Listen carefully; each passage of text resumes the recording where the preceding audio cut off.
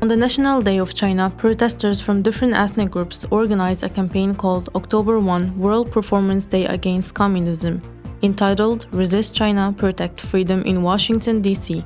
More than 150 organizations around the world in 61 cities protested against the Chinese Communist Party's human rights violations of the Uighurs, Tibet, and Hong Kong.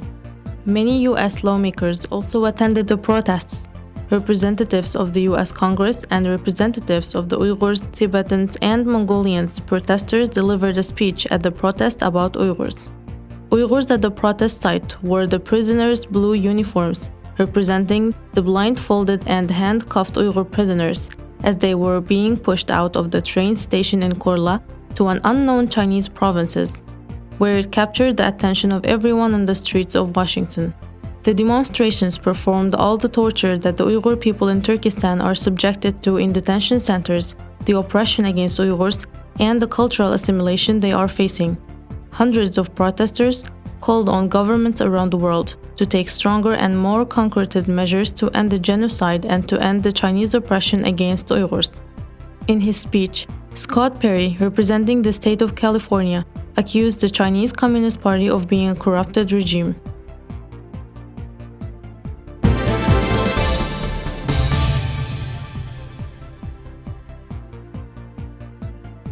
According to a recent Chinese media reports, the Chinese Communist Party has completed construction of 1,280,000 affordable rental housing units in cities and towns across East Turkestan from 2018 to 2020 under the pretext of improving housing difficulties for low-income families.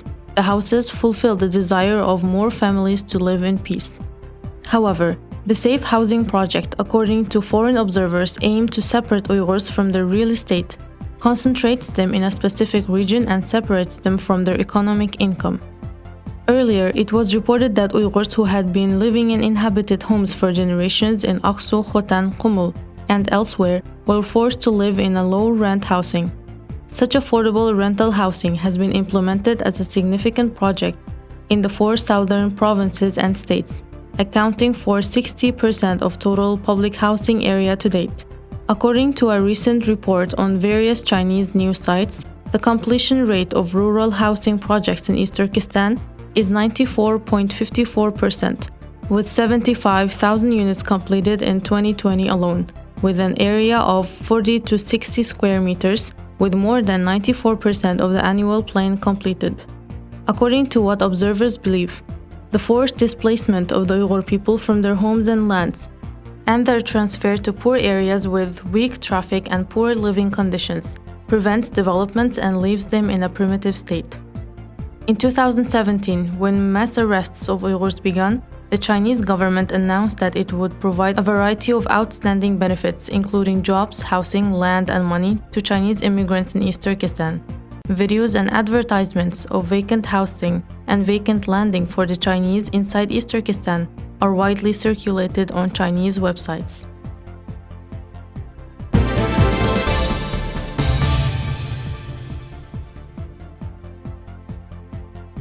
The Australian Institute for Strategic Policy issued its latest research report a few days ago, in which it clarified the denial of what the Chinese government said in December last year about ending the trainings of detainees in all detention centers in East Turkestan. They revealed that the Chinese Communist Party had set up more than 380 new concentration camps and demolished more than 16,000 mosques. In the study reports, according to the policies of the Chinese government, about 16,000 mosques were demolished, of which 8,500 mosques were completely demolished and the rest transferred to other places. The number was based on analysis of satellite imagery and statistical models of hundreds of shrines and religious sites, but China kept many mosques in downtown Urumqi and Kashgar to cover their crimes in front of foreigners and tourists. The report also indicates that the number of mosques in East Turkestan is less than 15,000, which is the lowest since the Cultural Revolution in the 1960s. It also announced that many minarets and mosque domes have been removed, and a third of the religious places such as cemeteries and shrines have been removed. In comparison, none of the Christian churches and Buddhist temples in East Turkestan were destroyed nor damaged. More than 1,000 mosques in Henan provinces were forcibly refurbished by order from the Chinese government and converted into Chinese style. A local imam said the Chinese government officials threatened to arrest Muslims if they protested or opposed to the state's policy. According to research published by the British newspaper The Guardian in 2019, the Chinese Communist Party destroyed between 10,000 to 16,000 mosques in the past 3 years, accounting for 70% of the total number of mosques in East Turkestan. The Chinese government has set up a drinking training base in East Turkestan to force Muslims to drink alcohol. And this rule was established in a restaurant in Korla. A related image spread widely on foreign social media and caused an uproar. In doing so, the Chinese government restricts the mother tongue, culture, customs, traditions, and religious beliefs of Uighurs, forcing them to commit adverse actions. The appearance of the images at a time when the Chinese were being accused of a genocide was noteworthy, as was accused on social media of being a part of a cultural genocide in China. According to the Chinese news department of Radio Free Asia, a Chinese citizen named Teng said that although drinking is forbidden in Islam, but in East Turkestan, not drinking is an expression of extremism. So in order to develop the habit of not drinking and changing their habits, this base was established in the city of Korla, and the purpose of it is to change the beliefs and customs of Uighurs, and that the departments have set up special courses to train young and old Uyghur men and women to drink. In February last year, the Chinese government reportedly distributed pork to Uyghurs, Kazakhs, and other Muslims in East Turkestan under the pretext of helping the poor and required them to drink wine and to do the Han dances. China has threatened to send Muslims to re-education camps, which are detention centers, if they refuse to celebrate the Spring Chinese Festival. China has threatened to send Muslims to re-education camps, which are detention centers if they refuse to celebrate the Spring Chinese Traditional Festival. Moreover, those who fasted during Ramadan and those who lived according to Uyghur customs were punished.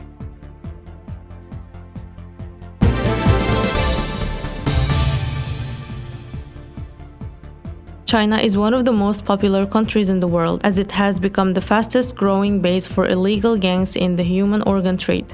Numerous research reports over the past 10 years have revealed that the organ transplantation business in China is not the number of organs that people donated as the Chinese government itself stated, but rather innocent detainees who were killed only for the organ transplantation. The results of continuous research by researchers and scientists around the world reveal the true extent of the illegal organ transplant business in China.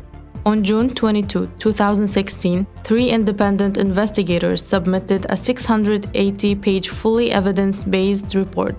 According to the researchers, China is the only country in the world that cooperates with the government, kills innocent people, and engages in the illegal organ trade. And the number of state-approved transplant hospitals is also rising in China. In the wake of illegal organ transplants in China, a special hearing was held in the United States, the United Kingdom, the European Parliament, and the Australian Parliament. The US House of Representatives passed a law in which it condemned the Chinese government for its systematic killing of innocents and making money by illegally raising large sums of money. The atrocities of the Chinese government have become a hot topic in the global media. It was revealed that the Chinese Communist government has established illegal rules for organ transplantation in detention centers across the Chinese provinces for the first time in 2006. Canadian Dawei Xiaogawa, who first conducted an investigation into illegal organ trade in China, has teamed up with international attorney Dave Matis to publish a book entitled Sowing Bloody Life in China. Gessinger and an independent research in the United Kingdom published a book entitled The Great Massacre in China after 7 years of research. The researchers arrived at a new report by examining more than 100 live blood organ transplants in China, and the results of the 3 researchers was later included in the Nobel Peace Prize shortlist. According to 2017 reports, the 1,000 has exceeded the number of hospitals for organ transplantation.